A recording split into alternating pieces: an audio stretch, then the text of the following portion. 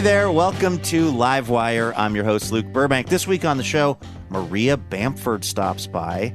Now, Maria is truly a unique voice in comedy. You might know her from the Netflix show Lady Dynamite, or one of my favorite comedy documentaries, which is called The Comedians of Comedy. Or maybe you know her from the time she did an entire stand-up special for her mom and dad in the living room of her childhood home. Maria's got a new book out. It's called Sure, I'll Join Your Cult, a memoir of mental illness and the quest to belong anywhere. And she talks in the book about 12-step programs and the Suzuki violin method, which have more in common than you might think. Then, speaking of music, we're going to hear some music from Isabeau Waia'u Walker. She's going to talk about her childhood growing up on Maui and how that shaped her musical sound. We got a hilarious, heartfelt episode of Livewire coming your way right after this.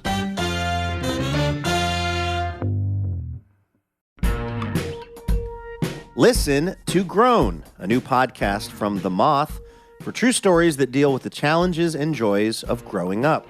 Co-hosts Elisa Cosme and Alfonso Lacayo are on the cusp of adulthood, and they're bringing you Moth stories about first crushes, culture, identity, secrets, and more. Each episode, they'll dissect these stories, talk to the storytellers themselves, and feature on-the-street interviews, audio diaries from young voices, and more. Grown is a podcast that reminds us that no matter how old we are, we're never fully grown. New episodes drop bi-weekly on Fridays beginning Wednesday, February 8th. Listen on Apple Podcasts or wherever you listen to podcasts.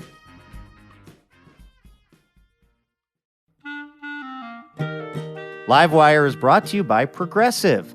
Progressive helps you compare direct auto rates from a variety of companies so you can find a great one, even if it's not with them. Quote today at Progressive.com to find a rate that works with your budget. Progressive Casualty Insurance Company and affiliates. Comparison rates not available in all states or situations.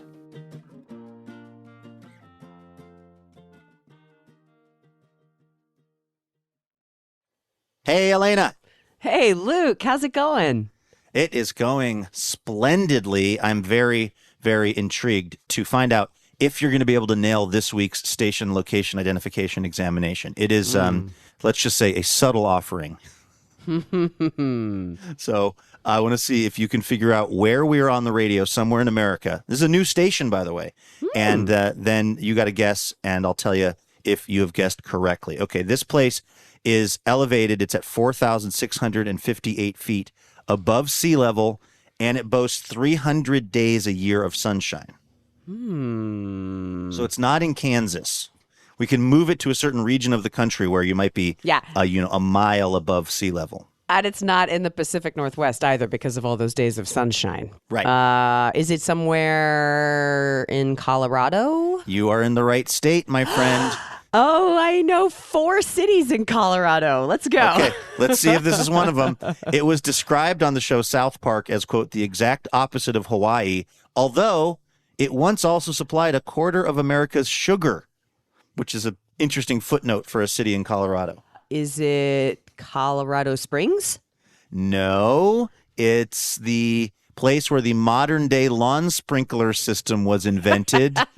And also, in 2015, they got the Guinness World Record for the longest continuous chalk art drawing. That's got to give it away. Yeah, totally. What are your 4 cities? Fort Collins, Okay, no. Colorado Springs, Denver, No. and Boulder. And also Greeley. Hey! Greeley, Colorado. Part of community radio for Northern Colorado, which, again, is a new station. So welcome, everybody tuning in from Greeley. Are you ready to do the show? Yes, let's do it. All right. From PRX, it's...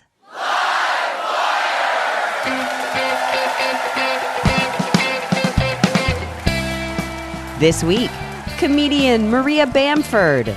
I'm the 4'9" Tony Robbins who speaks in a whisper and then falls asleep while I'm talking to you. Oh, man. With music from Isabeau Waia'u Walker. My dad is a storyteller, and years ago I was home and I woke up and he's like at the foot of the bed. He's like, I have something to tell you, which is not extreme for my dad. To be waiting like in the wings, like I'm ready. I'm your announcer, Elena Passarello, and now, the host of Livewire, Luke Burbank. Thank you, Elena Passarello. Thanks to everyone all across America listening to the show this week. We have a great program in store for you. We're going to talk to Maria Bamford. We're going to hear some great music. We also asked Livewire listeners a question. We said, what is the closest thing to a cult that you have ever belonged to? We're going to be hearing those responses coming up in a few minutes. First, though, of course, we got to kick things off with the best news we heard all week.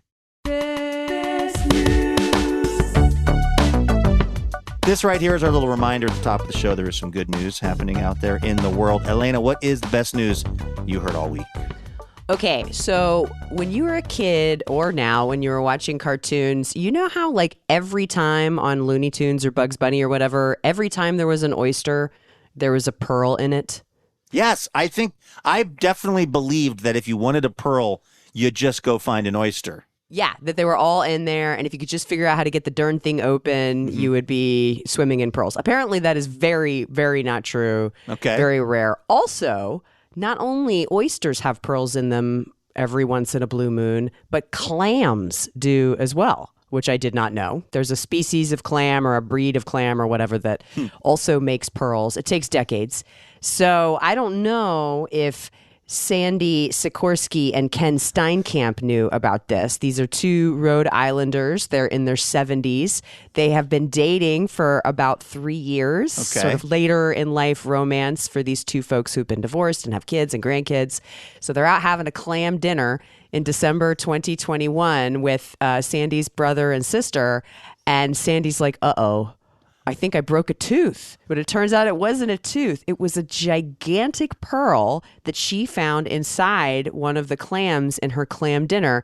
She says it was so big, there's no way she would have unknowingly swallowed it. It was like 10 millimeters. Once they had this pearl investigated, they figured that out. So Sandy pocketed the pearl. I don't know if she told the restaurant about her finding. And, you know, life kind of like moved on. And about 18 months later, they finally got around to going down to a jeweler. And the jeweler was like, oh, okay, I think you need to meet my friend Wishbone. Oh, the jeweler also said that this was an incredibly rare thing, and a pearl that size probably grew for 50 years inside that clam. Because a pearl, if I remember right, it's a small piece of sand or something that the animal has been kind of worrying over, as you were, like kind of covering it with this coating.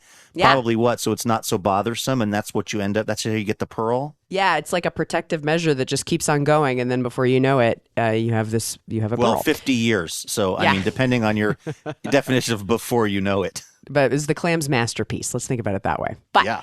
So they took it to this guy named Wishbone, who designed with Sandy this beautiful setting. It kind of looks like a claw of gold filigree with a diamond on every side.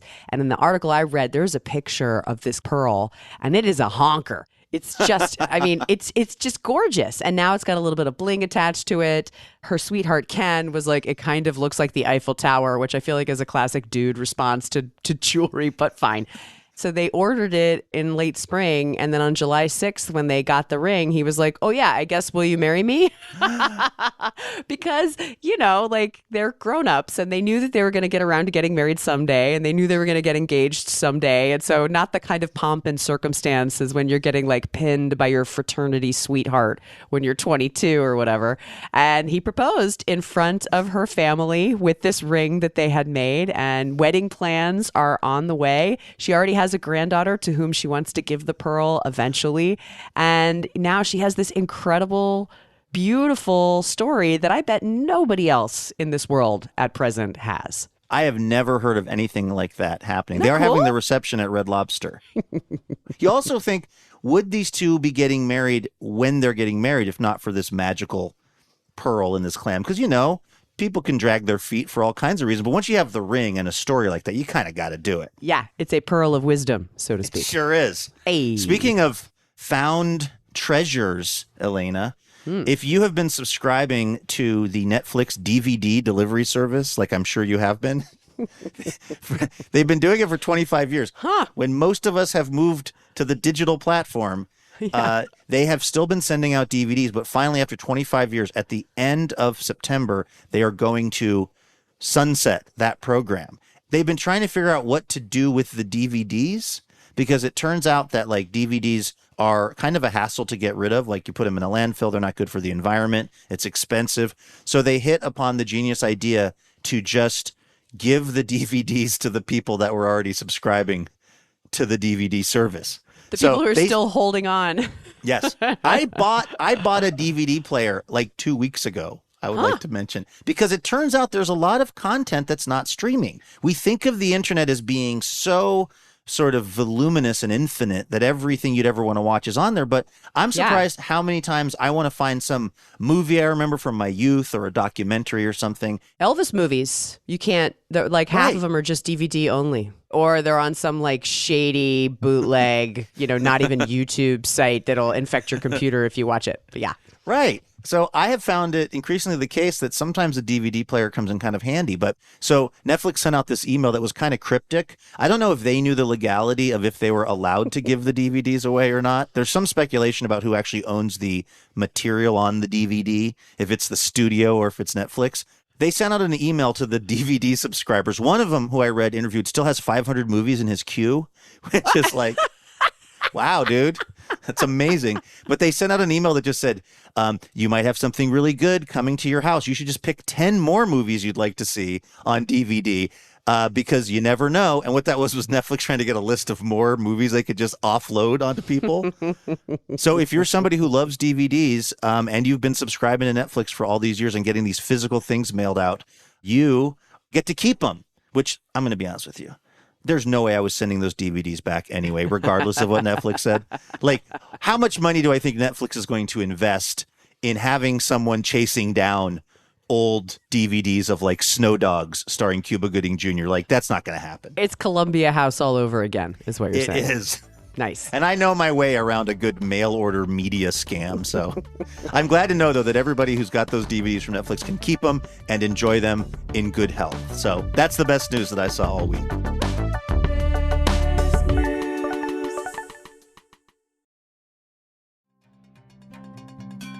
This is Livewire from PRX. Okay, we've got to take a very quick break, but do not go anywhere, because when we return, we will talk to one of my very favorite comedians out there, Maria Bamford. She's got a new book called Sure, I'll Join Your Cult. Maria is going to talk about how she ended up buying a carpet for a comedy club in Portland, Oregon, and also why she doesn't like to perform at charity events anymore. And it's not because she's not charitable. We will explain in just a moment here on Livewire.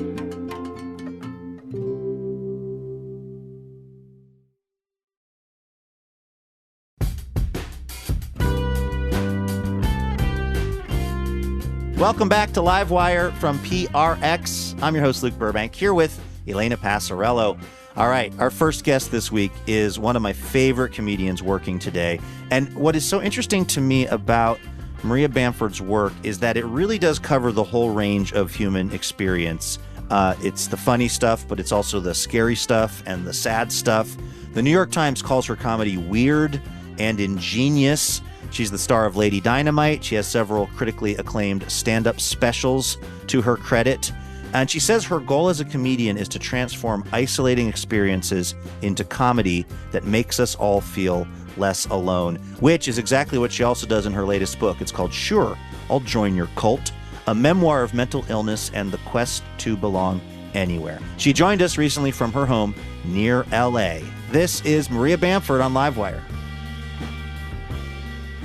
Maria Bamford, welcome to Livewire. Thank you for having me, Luke Burbank.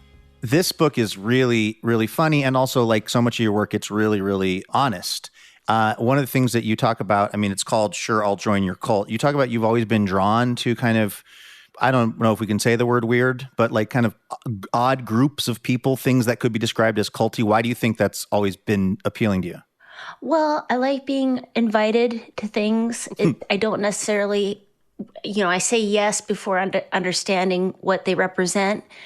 And I love being in a thing and then pushing the boundaries of that thing by complaining about it and talking it in public. And the first group, of course, I did that with was my family. Then secondarily, Christianity as a whole. Then moved on to Suzuki violin. Dale Carnegie training courses, the Artist's Way, 12-step groups. I desperately love all these things. Somebody got mad at me from my groups, from my 12-step cults, and said, you shouldn't make fun of, these programs saved your life. Why else be alive except to make fun of things that are really important to you? Yeah. The part about Debtors Anonymous, one of the groups you're in, Yes. it was illuminating to me because I guess I assumed from that name that it was a group designed to help people who are addicted to going into debt of some kind. And it sounds like what it really is just like a great accountability for just practicing better financial health. It's for whatever you want it to be. An AA or NA, aren't they just people sitting in chairs just trying not to do something terrible? I'm very much into harm reduction. Like DA helped me, first of all, how to get a job, a full-time job, and keep that job, which I did not realize it was just going to be a lot of discomfort and asking for support and going, oh, I got to show up again. But I did such a good job today. Aren't I done? And also doing things in a counterintuitive way. Like it's a lot of cognitive behavioral stuff.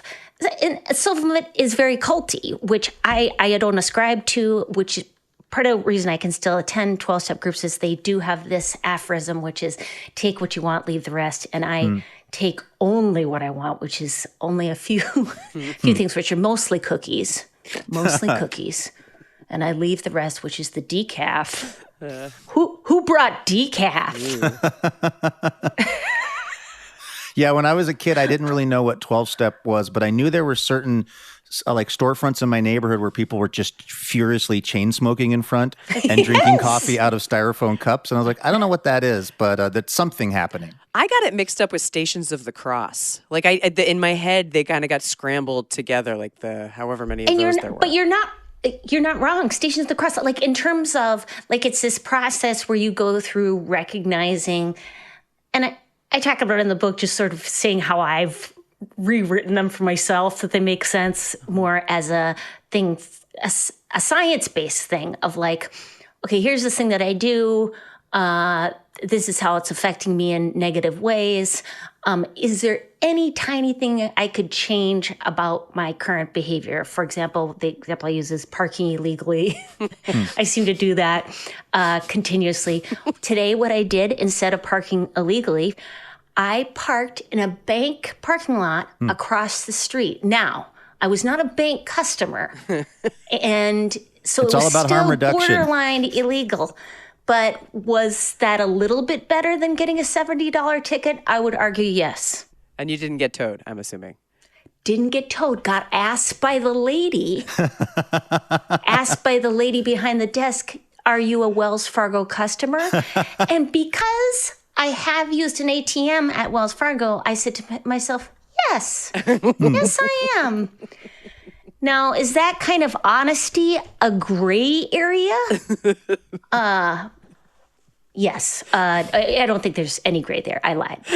But you're not going to Liars Anonymous. You're going to Debtors Anonymous. Debtors Anonymous. And somebody will give you the hard line. You'll go like, this is the way you have to do it.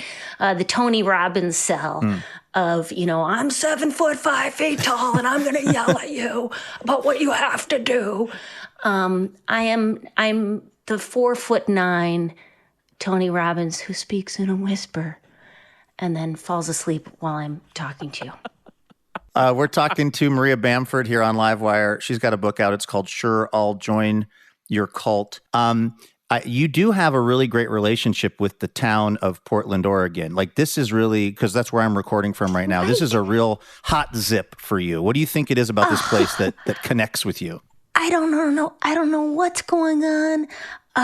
Maybe it's the dream of socialism, though it doesn't.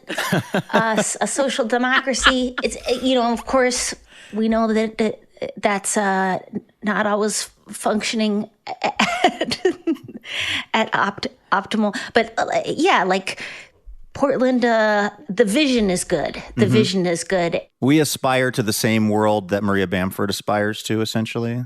Yes, even though, I'm not doing that. I'm not doing the best. I'm giving 11%, my husband and I, 11% of our income to Downtown Women's Center in LA, which is providing homes for the women of the Skid Row neighborhood of downtown Los Angeles. But can we give more? Yes. What are you spending the money on? Clogs.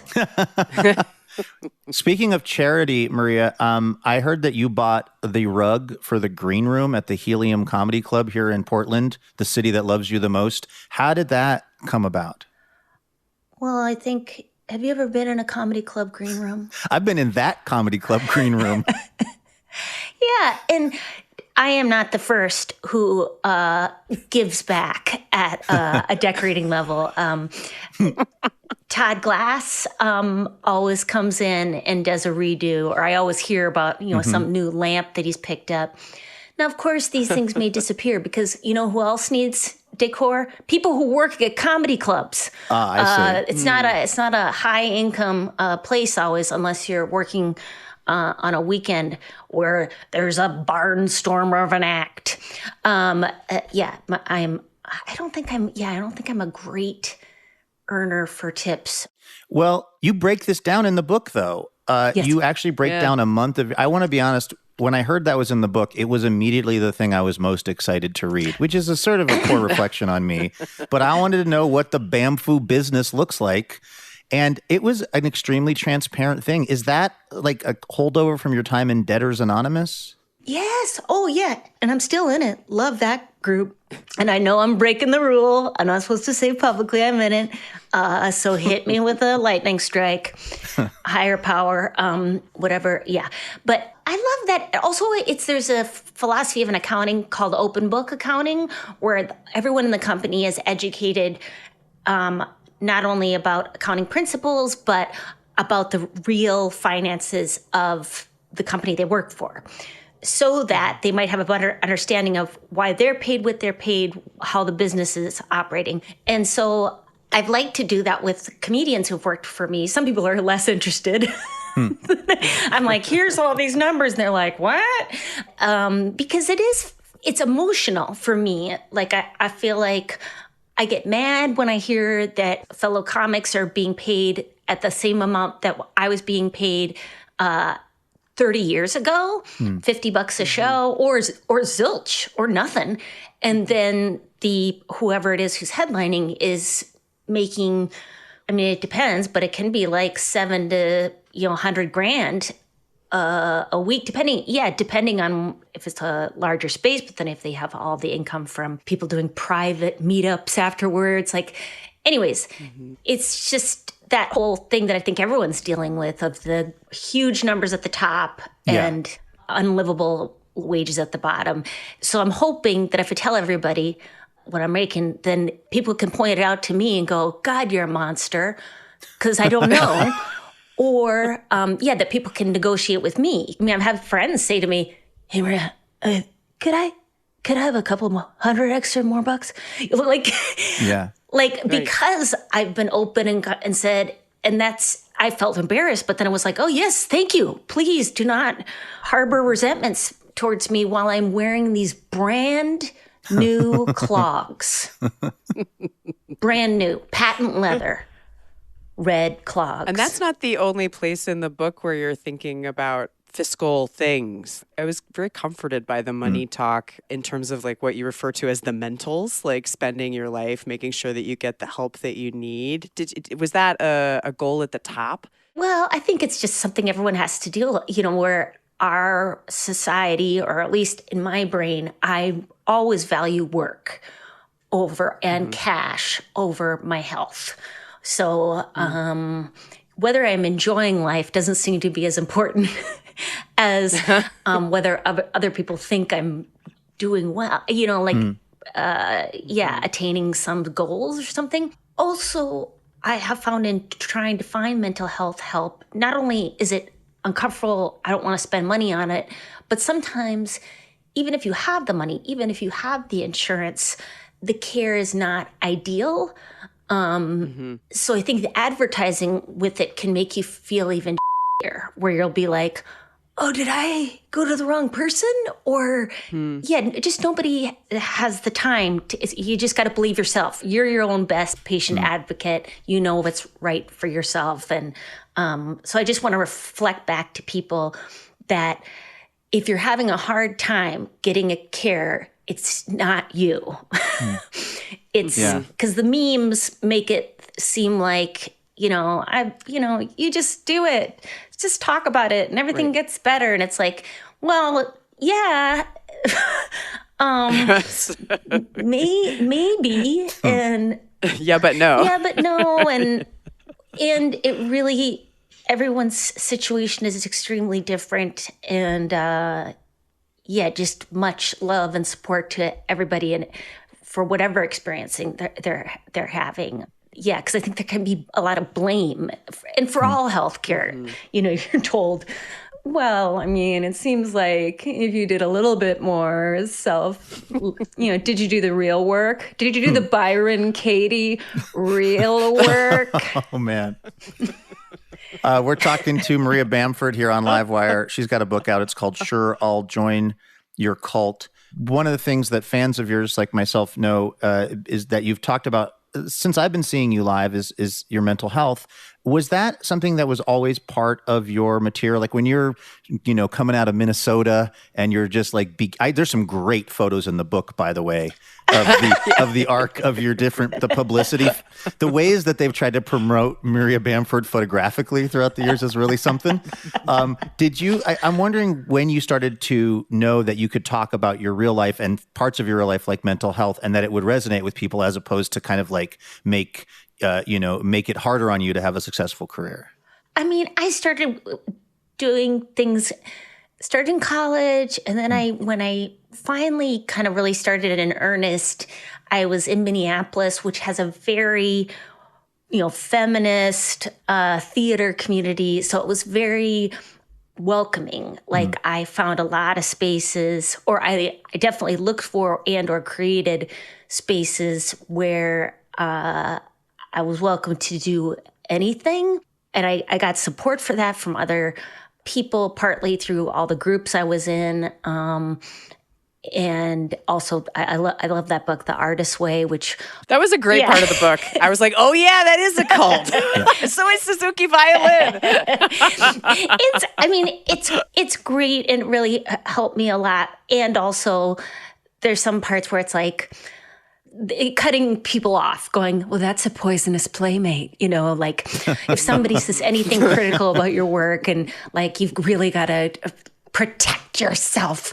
And it's like, well, you're going to start cutting off everyone in your whole life because everyone's monstrous, really, when it comes down to it, without trying. Right. So I've always talked about whatever I wanted to. I don't remember ever thinking, oh, now I can talk about this or... Wow. Yeah. So you didn't have a phase where you thought to fit into comedy. I mean, it sounds like it was really fortunate for you that you started in Minneapolis and not trying to get time at Flappers in Burbank. Yeah, I definitely did not.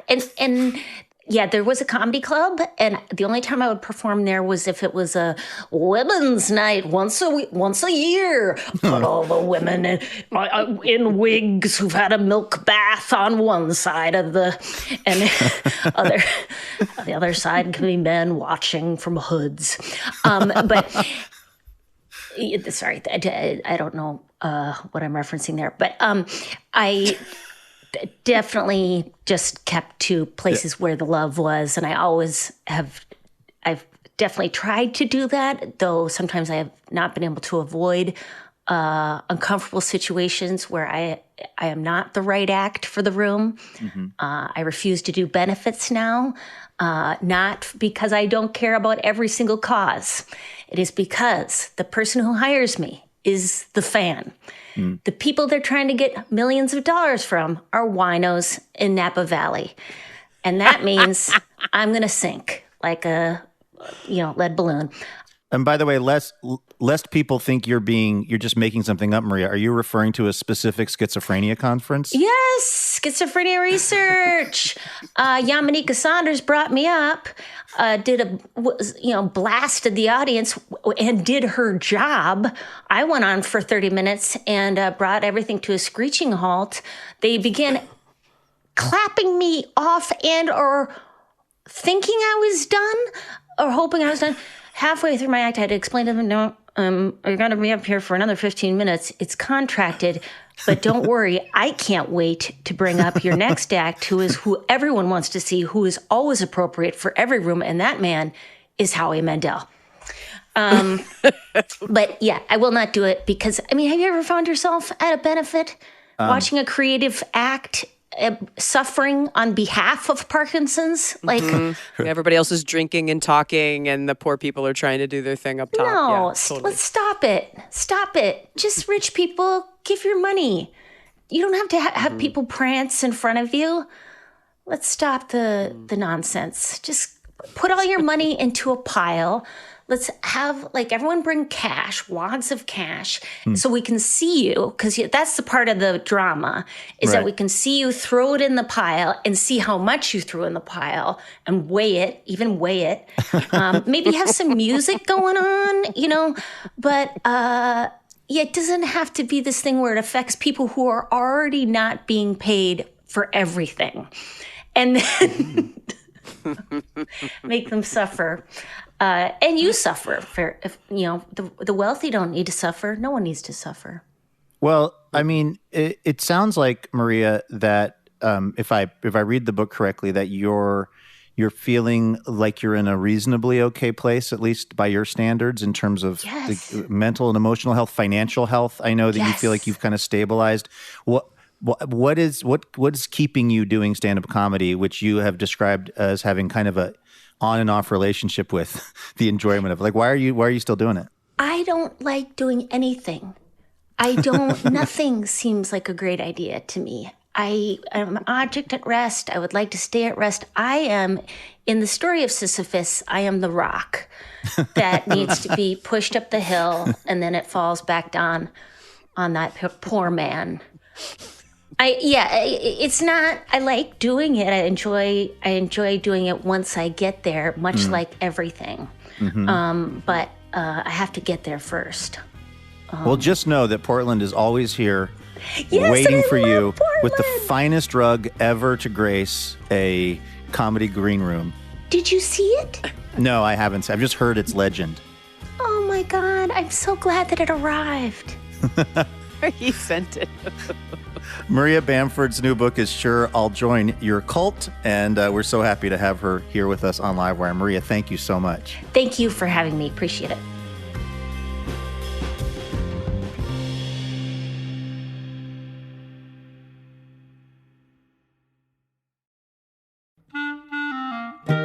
Sometimes checking your email, let's be honest, can be a little stressful. But we want to change that over here at Livewire. We want to make checking your email more joyful with our weekly newsletter, which is only good news. That's all we do over here at the Livewire newsletter. We got sneak peeks and deep dives on upcoming events, details on where you can join us live, new episode drops, and even more than that. Getting this drop of joy, it's super easy too.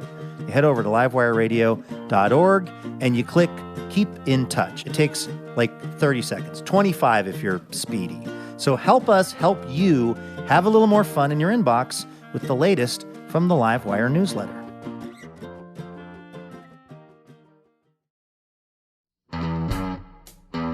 Hey, special thanks this episode to Kip Silverman of Portland, Oregon, and Kurt Stephenson of Seattle, Washington. Kip and Kurt are part of the Livewire member community, and they are generously supporting the show with a donation each month, which is vital to keeping Livewire going. So a very, very big thanks to Kip and Kurt for supporting the show.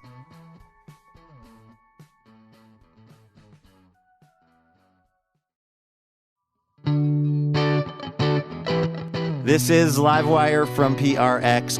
Of course, each week on the program, we like to ask our listeners a question. Because Maria Bamford's book is called Sure, I'll Join Your Cult, we wanted to know what the closest thing to a cult is that our listeners have joined. And maybe not like an actual cult that might be dangerous for you, but something you're a little too into maybe for your own good. Elena has been collecting up those responses, and she has them now. What are you seeing?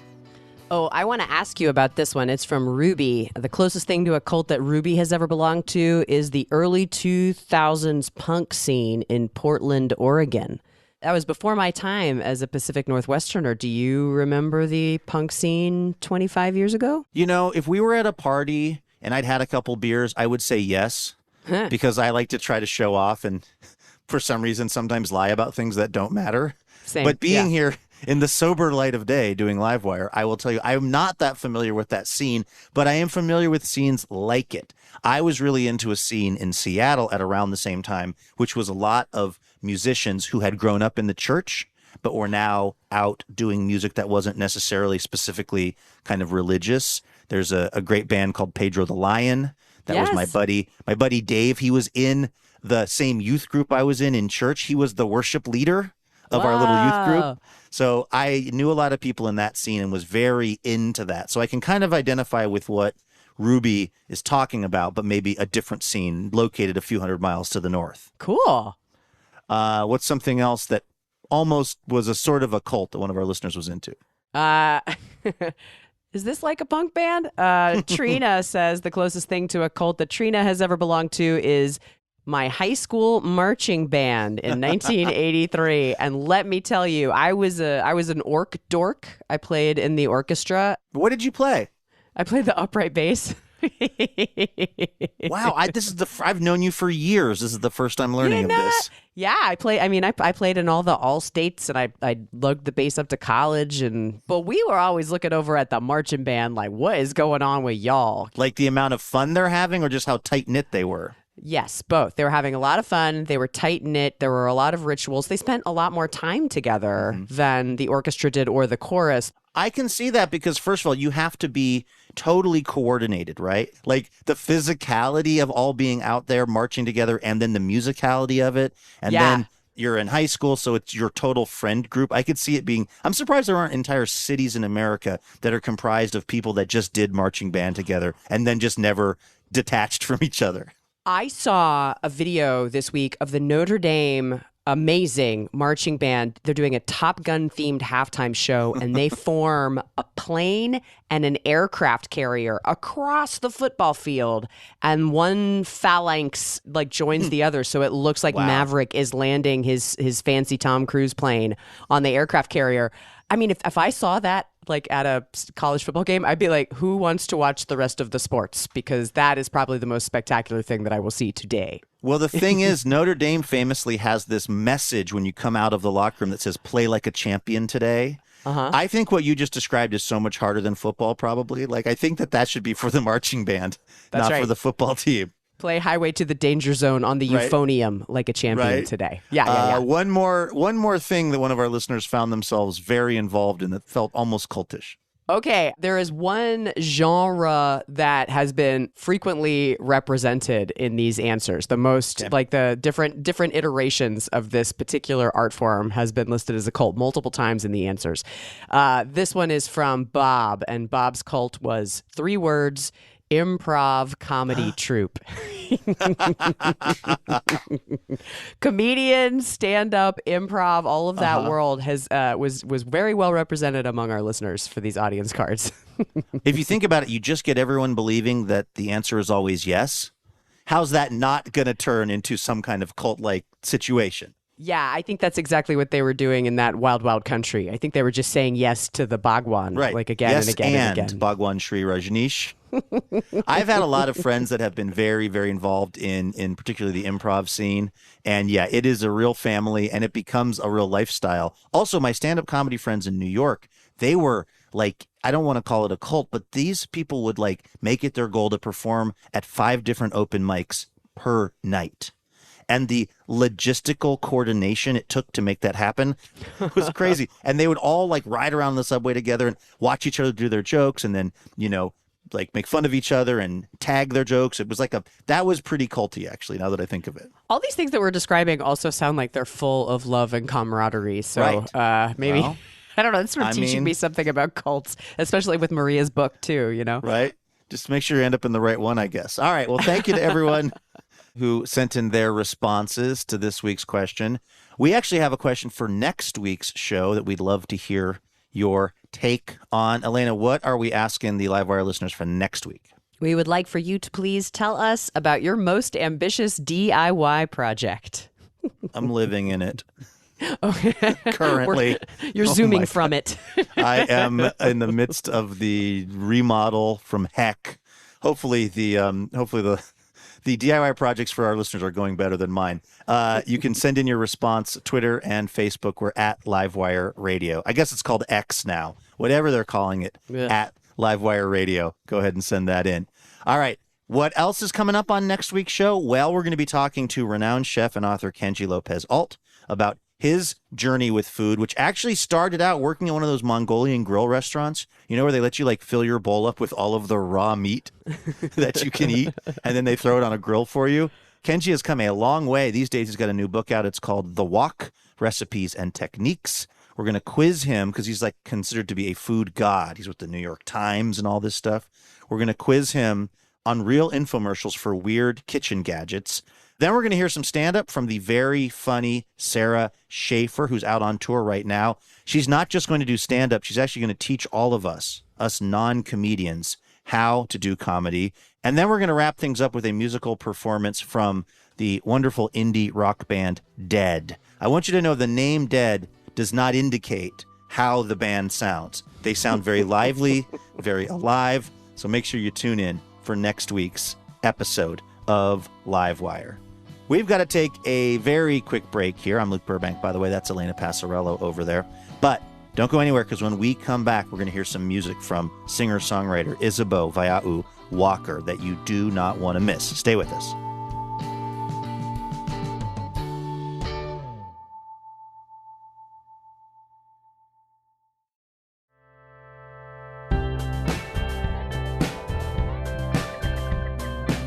Welcome back to Livewire from PRX. I'm Luke Burbank, here with Elena Passarello. All right, our musical guest this week worked as a high school teacher for over a decade while she was also making music. She was also slowly amassing an impressive YouTube following, eventually retired from education early to play music and tour full-time as a member of the band Ila Bamba, and also to record her first EP. Portland Monthly calls her music an overthinker's dream. If I know anything about our listeners, Elena, sounds like it might be their dream. Her full-length album, Body Highlights, is available now. This is Isabeau Waia'u Walker here on Livewire.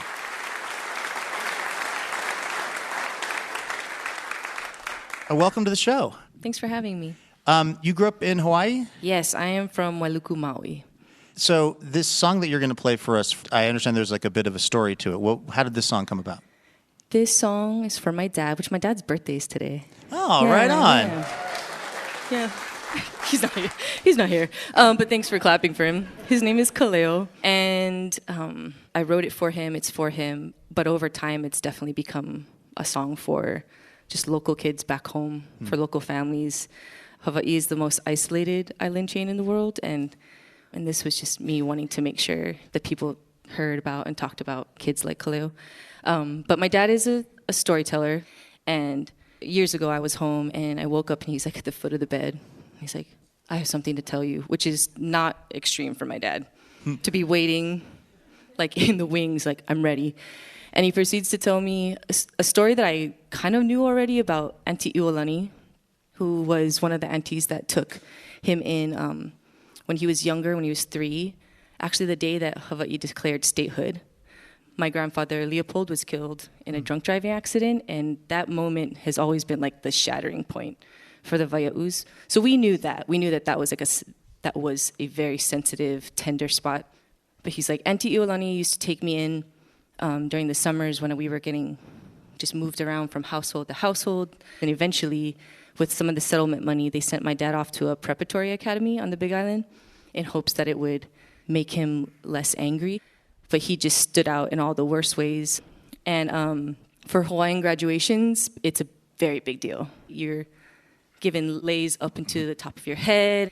It's a beautiful celebration. In some ways, it's probably heavy because it means a lot of these kids won't maybe have opportunities beyond, like this is the last hurrah. So he was at the graduation, he invited my grandma, his mom, and his brothers.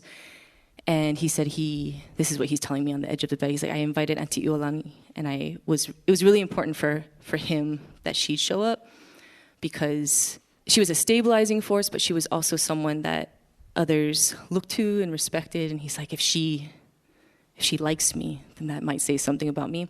So she shows up, the ceremony's starting, and when it's done, when it's pau, everyone's like going to their family members to get their lei, and he sees Auntie Iolani walking his way, and the school chaplain, who had just wreaked havoc on my dad's time at this school, stepped in and tried to kind of like network with Auntie and be like, hey, I'm my name, and she was just really patient, like, I'm here for Kaleo, and kept walking, and he's like, I just felt like a prince, that she would bypass him and walk straight to the kid who just didn't really have a shot at the school. So this is for my dad, but I know that circumstance is just always happening. Thanks for listening to the whole story. This is like the only song that I don't like being misunderstood on. Everything Absolutely. else I'm like, yeah, I think it's for you. Or What's the song called? The Prince. All right, let's hear The Prince.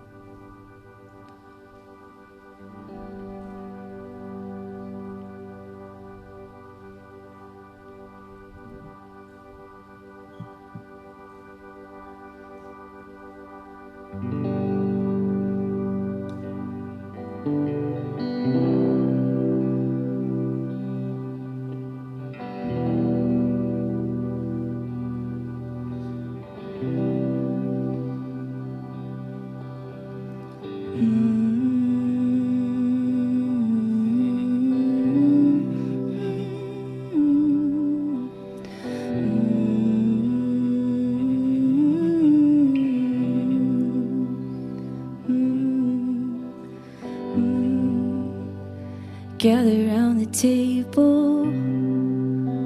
It's where you hear about the one who showed up to save his reputation. Lawyers' sons, judges' sons, with futures locked down with sugarcane funds. Local boys on borrowed funds, scales growing, they guard themselves from everyone.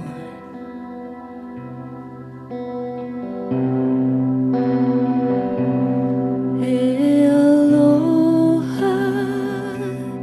aloha, alakai.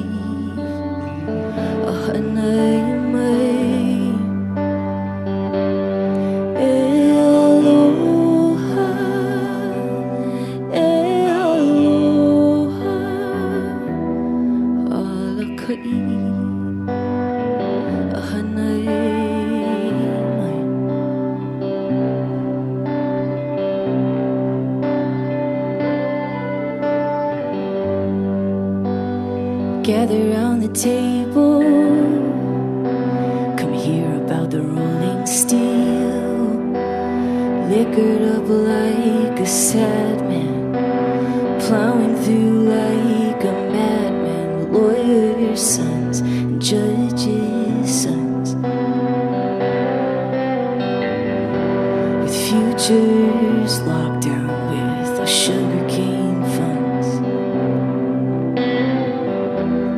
Local boys on borrowed funds, scales growing, they guard themselves from everyone.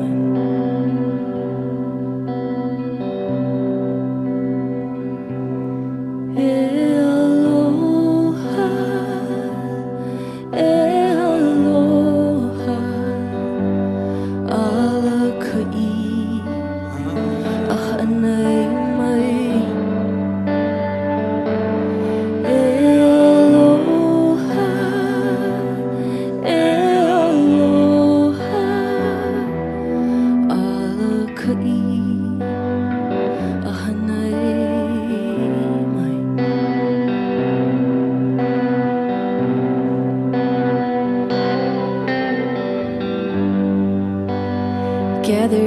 table.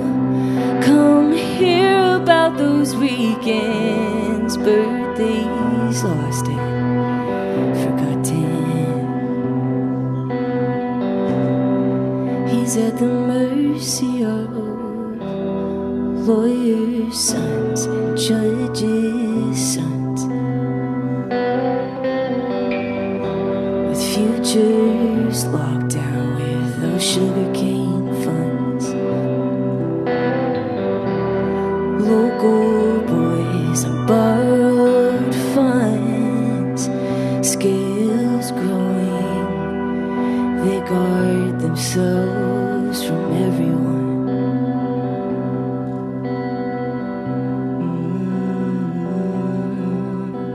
From everyone. Yesu no ke kahuhipa, kahuhipa mai ka ie. Eia makoka ohana ke ho'olohea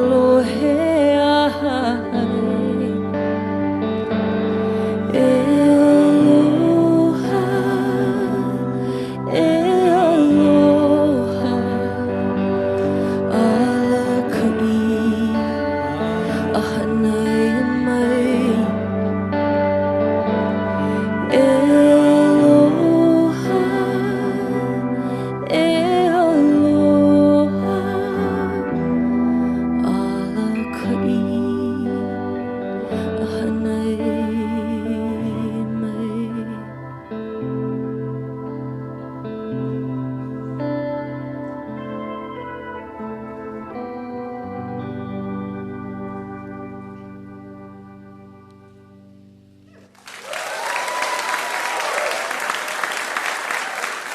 That was Isabeau Waia'u Walker here on Livewire. Her latest album, Body Highlights, is available now.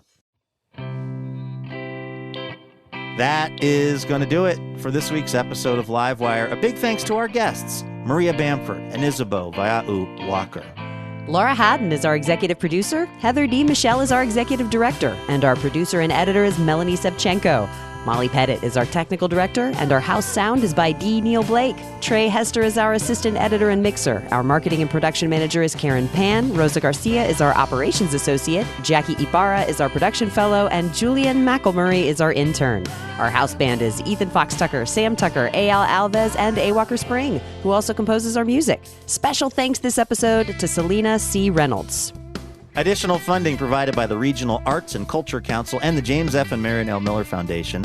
Livewire was created by Robin Tenenbaum and Kate Sokoloff. This week, we'd like to thank members Kip Silverman of Portland, Oregon, and Kurt Stephenson of Seattle, Washington. For more information about our show or how you can listen to our podcast, head on over to livewireradio.org. I'm Luke Burbank for Elena Passarello and the whole Livewire team. Thank you for listening, and we will see you next week.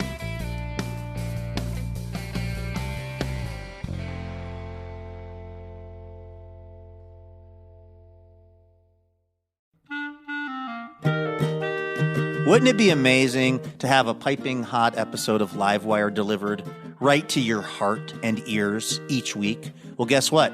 That can happen when you subscribe to the Livewire podcast feed, and you'll get the joy of surprising conversation every week. So go ahead and do it. It's super easy. You click on the button at the top of your podcast app, and bam, you are Livewire subscribed. And if you're still, feeling the love, if you're enjoying the show, hey, maybe you could hook us up and leave us a quick review. That'll help more people find out about Livewire.